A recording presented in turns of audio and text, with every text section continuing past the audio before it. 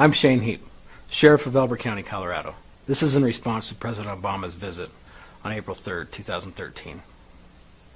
We are deeply saddened that it has taken the tragic events of this last year for people to take notice of the fundamental violence problems that we have in our country. We also deeply regret that these tragic events have only served to be a launching point for political agendas and grandstanding. A more intense discussion should be about why people are acting out so violently and using any kind of instrument they can find, even if it's driving a car into a Walmart and attacking innocent people with a club. First of all, we respect the right of our fellow law enforcement organizations who operate in urban settings to pass local laws which work best for their needs. We, unlike our state legislature, know that there are very different needs from urban and rural departments. That's why we elect local law enforcement. The source of frustration, and in some cases, the passionate speaking out of some of our fellow sheriffs, is because of the extreme measures of our state legislature. To enact laws that are both constitutionally questionable and punitive to law-abiding citizens who have done nothing wrong borders on legislative abuse. We're in favor of keeping guns out of the hands of violent criminals, but we believe it can be done without stripping the rights of law-abiding citizens. This must stop. The President flew in today from Washington, D.C., which has the highest per capita murder rate in the nation, and he wants to tell Colorado what to do. We are frustrated with this kind of political hypocrisy. Mr. Obama has fought vehemently for the right to use drone strikes in foreign countries without cumbersome bureaucratic oversight. We applaud his tactic of addressing the source of terrorism and violence through these strikes.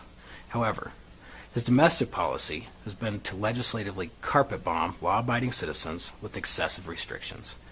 He continues to fail in addressing the violence in our society, which operates outside the law and outside his broad legislative attack on constitutional rights.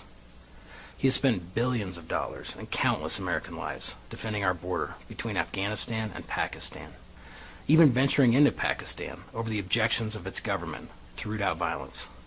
Yet our borders remain porous, and illegal guns stream across unabated, endangering both our citizens and all of the innocents involved in border crossings. He has spent billions providing much-needed protection for school children in foreign countries, and yet has not spent one dime to give an armed protection to our children's schools. Why aren't our children and our border defended? Why won't he treat us at least as well as he treats foreign countries? He came here today to push his political agenda in our state and laud the legislative excess of fellow extreme legislators. He's been part of the choir that leverages tragedy to enact extreme legislation, which ignores the root problems of violence and anger in our country. Had these new gun laws been in effect in Newtown, they would not have stopped the senseless massacre of innocent children because the shooter used someone else's legally purchased guns. The long-term ineffectiveness of Mr. Obama's actions and political showmanship only lacked a flight suit, aircraft carrier, and a sign proclaiming mission accomplished. The political hypocrisy of our state legislature is no different. While they push to enact extreme restrictions against honest citizens' Second Amendment rights, they also try to abolish the death penalty. This just as the prosecution begins in their case against the shooter in the Aurora Theater massacre. It is fundamentally wrong to be increasing restrictions on those who have committed no crime while easing the punishment for one of the most vicious killers in recent history.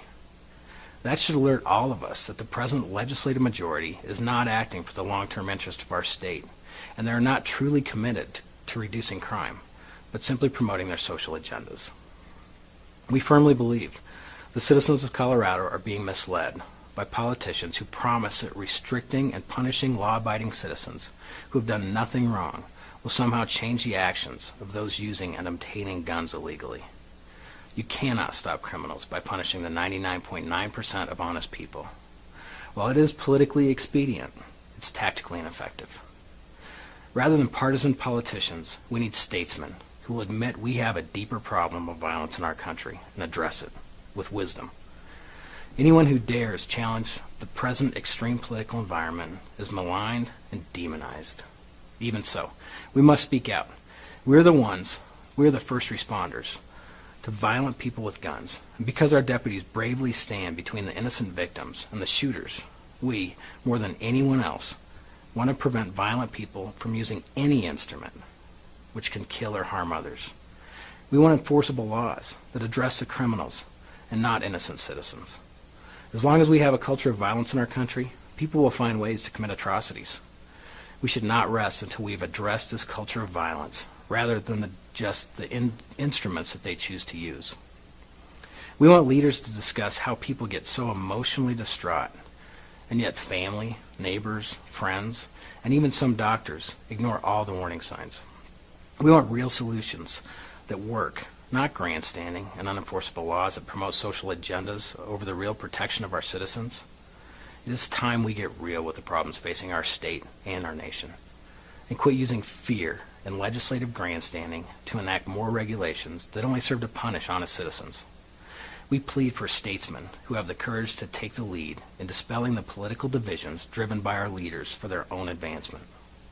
We want the violence to stop, not just left unaddressed so it can find a new instrument of death when the guns are all gone.